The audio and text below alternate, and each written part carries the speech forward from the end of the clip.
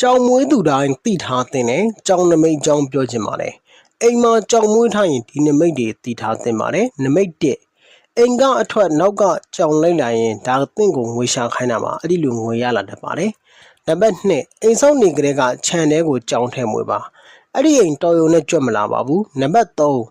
ကြောင်တွေခြံရှိအိမ်ရှိငုတ်တုတ်ထွက်ထိုင်နေရင်ငွေလာပေးမဲ့သူမျှော်တာပါနံပါတ်4အိမ်သစ်ပြောင်းရင်လူအရင်ကြောင်ပေးဝင်လိုက်ပါတယ်အဲ့ဒီအိမ်အကျိုးပေးပါတယ်နံပါတ်5အိမ်မှာကြောင်မဲမွေးရင်အဲ့ဒီအိမ်ကအပြိုတွေချစ်ကန်ခေတယ်တဲ့ဟုတ်မဟုတ်တော့မပြောတတ်ဘူးဗျ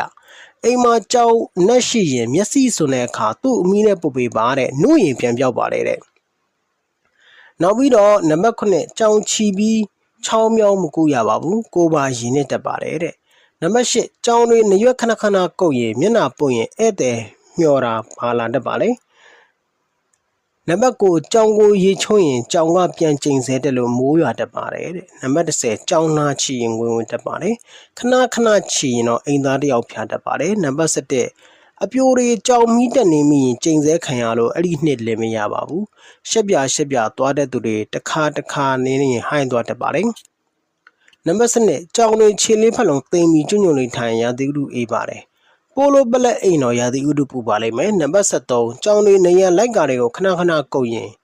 လေးခေါ်တာပါလေးတိုက်လာတတ်ပါတယ်နံပါတ်14ကြောင်လေးကောင်မွေးရင်စီးပွားတတ်ပါတယ်ငွေမမြရတတ်ပါတယ်အထီးကြီးမွေးရင်ပိုအကျိုးပေးပါတယ်နံပါတ်15ကြောင်ကိုတရေဘူးလွယ်ပါတယ်တဲ့ညာကြီးမိကြီးလန့်ပြီးကိုယ့်အကပ်မခံရင်ကပ်ပါလာတက်လို့တတိထားပါ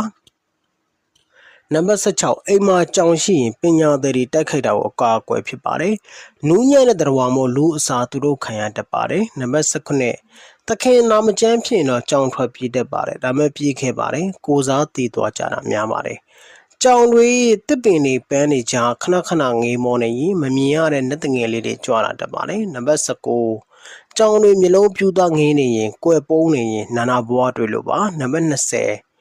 ကြောင်ကိုတက်ရင်လူတက်တရန်စတည်မဲ့အချိန်ထိတက်တဲ့လူဒုက္ခရောက်ပါတယ်။ဒါကတော့ကြောင်မွေးသူတိုင်းသိထားတဲ့ကြောင်နမိတ်တွေအကြောင်းကိုဘ ഹു တုဒအနေနဲ့ပြောပြတာပါ။နားဆင်ပေးတဲ့အတွက်ကျေးဇူးပါဗျာ။